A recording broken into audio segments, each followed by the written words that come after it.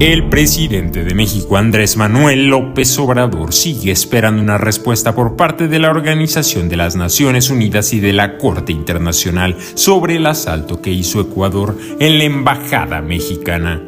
Mientras esto avanza a través de reuniones en estos dos organismos internacionales, México se la aplica al gobierno de Ecuador. México suspende relaciones comerciales con Ecuador y esto empieza a afectar a los empresarios y productores de ese país, ya que los principales productos que Ecuador envía a México son granos de cacao, aceite de palma y pescado procesado. Durante los últimos 27 años, las exportaciones de Ecuador a México han tenido un incremento a una tasa anualizada de 4.76%, equivalente a $55 millones, en 1995 a $196 millones en el 2023.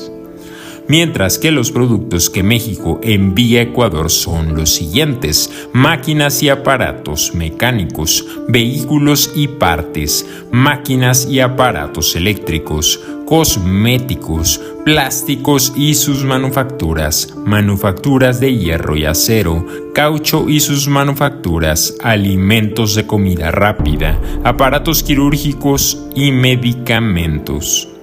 En el año 2022, México exportó $668 millones a Ecuador. Ahora, la pregunta sería, ¿quién pierde más, Ecuador o México?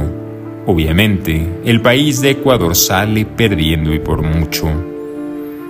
Actualmente, decenas de barcos con contenedores están parados por el rompimiento de las relaciones comerciales entre ambas naciones. El gobierno mexicano recientemente envió a la Corte Internacional una serie de sanciones para meter en cintura al gobierno ecuatoriano, y este punto ya lo dieron a conocer en la ONU.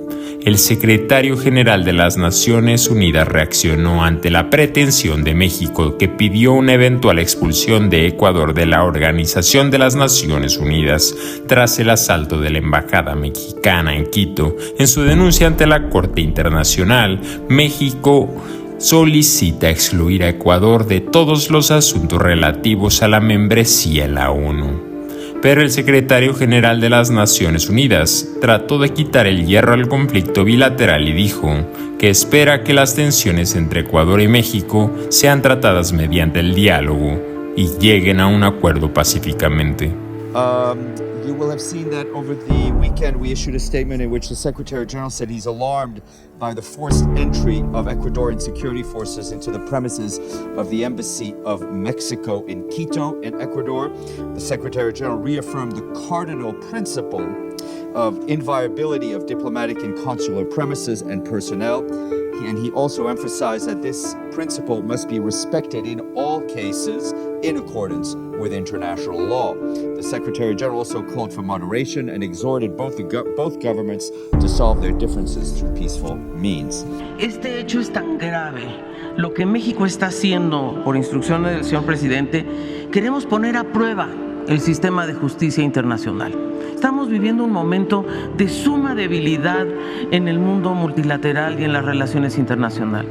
Vemos violaciones por todo el mundo que afectan no solo a los diplomáticos, a la población civil.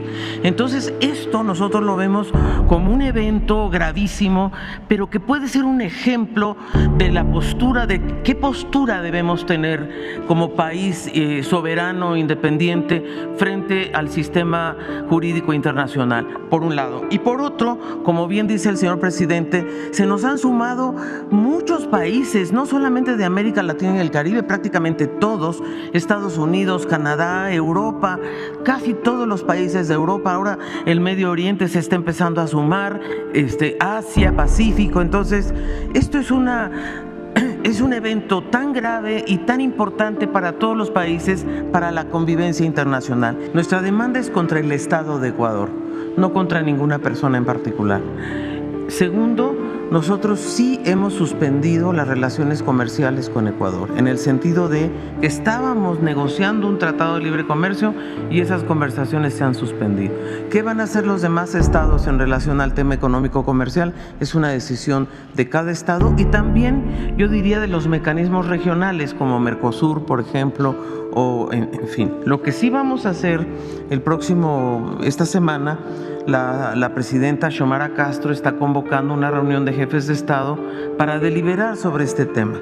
No necesariamente para tomar una resolución, pero por lo menos nosotros vamos a poder pasar el video, vamos a presentar las evidencias que se mencionan aquí. ¿Cuál sería la vía para el restablecimiento de las relaciones? Ya se presentó la denuncia ante la Corte Internacional, pero ¿qué tendría que pasar para que haya este restablecimiento? ¿Cómo tendría que ser la reparación del daño por parte del gobierno de Ecuador? Si se tendría que contemplar que el vicepresidente, que se le otorgue asilo al ex vicepresidente de Ecuador, Jorge Glass, es decir, ¿qué tendría que ocurrir para que se pudieran reanudar estas relaciones diplomáticas? Bueno, pues ya se ha hablado bastante sobre el tema.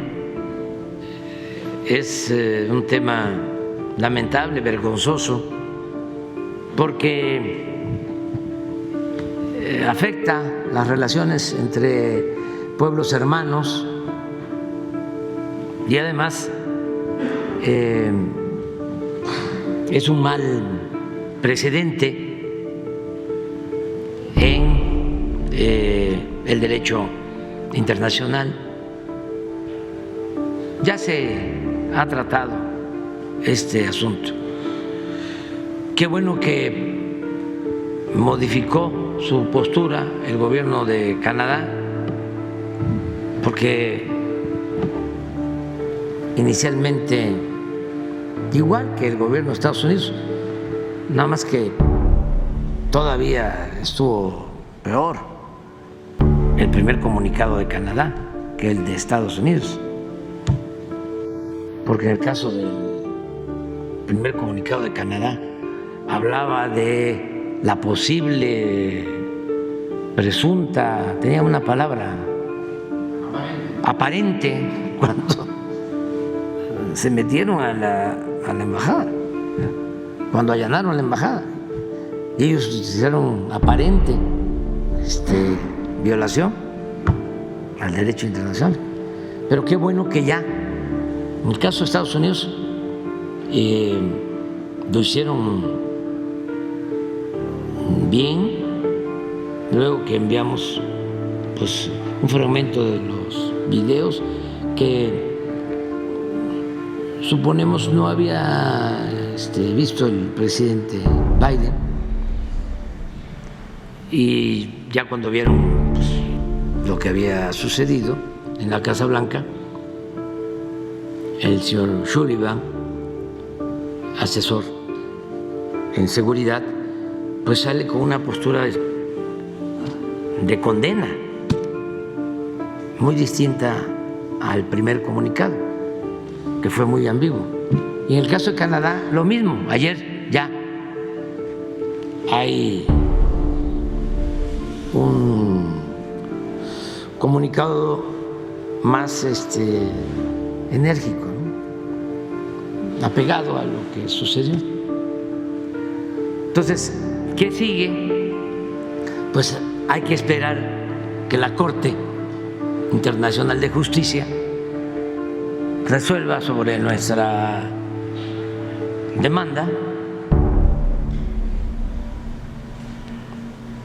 y tiene razón el señor Guterres, secretario general de Naciones Unidas, cuando esto corresponde decidirlo también, y desde luego a los Estados miembros de la Organización de Naciones Unidas.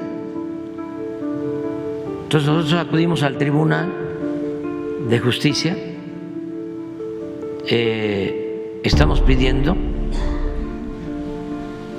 que se suspenda de Naciones Unidas a Ecuador en tanto no se pronuncien y reconozcan que violaron el derecho internacional y nuestra soberanía.